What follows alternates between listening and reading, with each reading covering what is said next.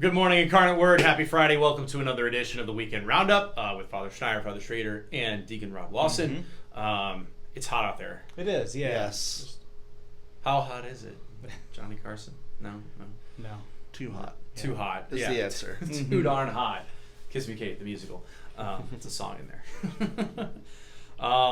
What we got going on this week? Well, Deacon, you had an exciting night last night. Yeah, so last night we had our young family holy half hour. It was a lot of fun. We had, I'd say, maybe about 10 to a dozen families, about 50 or 20, 30 kids all together. It was a lot of fun, seeing the kids all gather around.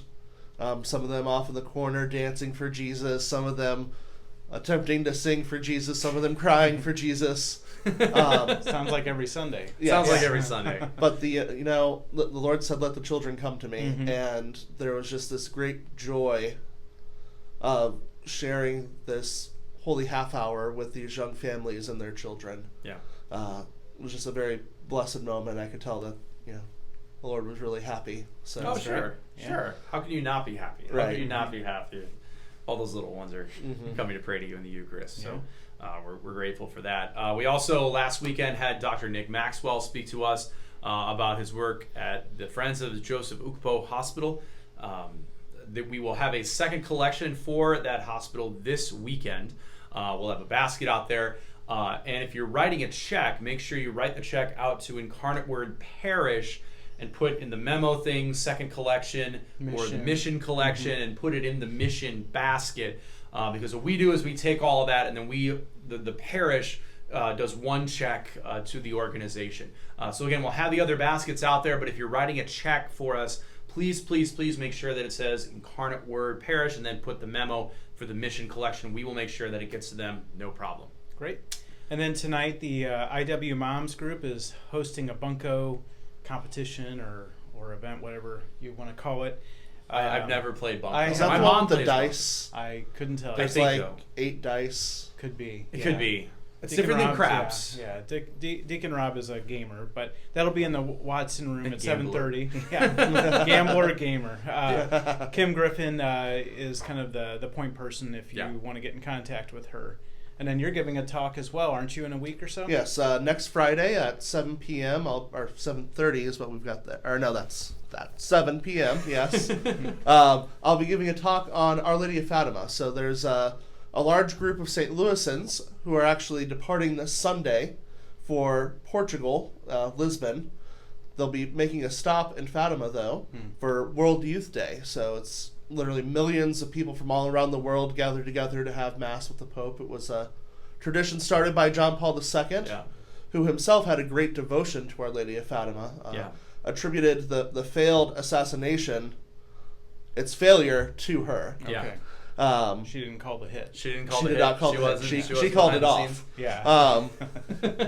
But there's just Gotta a lot of interesting things about Fatima that I visited last year. I did not know a lot about it, and then as I got there, I learned a lot more.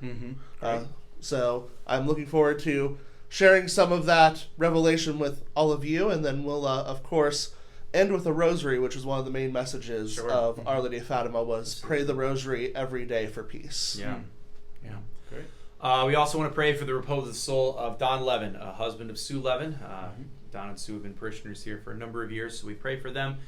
Pray for Don, the repose of his soul, and for Sue and her comfort and consolation, and for the rest of their family. This weekend.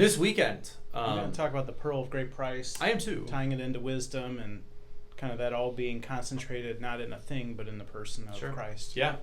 I'm going to talk about kind of a bigger topic of what evangelization, so to speak, but in the sense of why am I Catholic? Because if we don't know why that pearl is valuable to us, we aren't going to pay the price to buy it. And if we don't understand why our faith is valuable, or at least see the world in a Catholic light, then we aren't going to pay the price that it takes, and it is a very high price to be Catholic. Then we aren't going to pay that price that it takes in order to get that pearl. Yeah. drawing a lot from a little book called From Christendom to Apostolic Mission that I would encourage a lot of you to read. It's short little things like 90 pages. Sit down with a drink, you can read it in 2 hours. Just block off 2 hours, you can read it. It's awesome. But yeah, I'm going to draw a lot from that. I think it's got a lot of great things to say about just the need for a new way of presenting the gospel and really what the challenges are nowadays versus what they were in the past.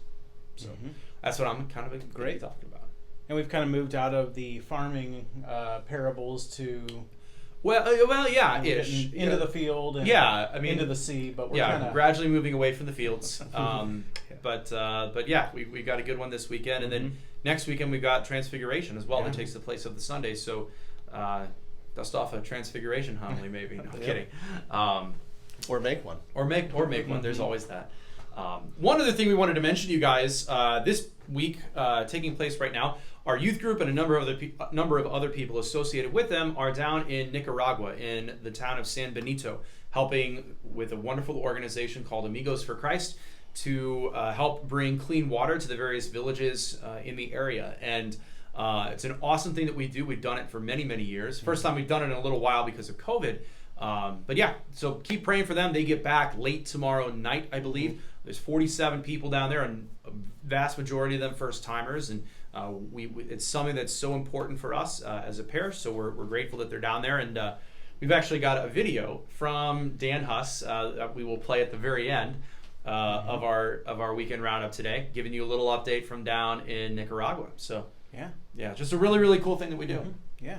Well, be smart, stay cool. Yes, drink a lot of God water for fresh water and for air conditioning, and pray for those that don't have those things. Yeah, absolutely. And then come to church on the weekend, and we promise we'll have the coolest church in town. We will. That is a promise from us. Coolest church in town. So anyway, stay tuned for a little video update from Dan Huss and everybody down in Nicaragua. But otherwise, take care. God bless. God bless.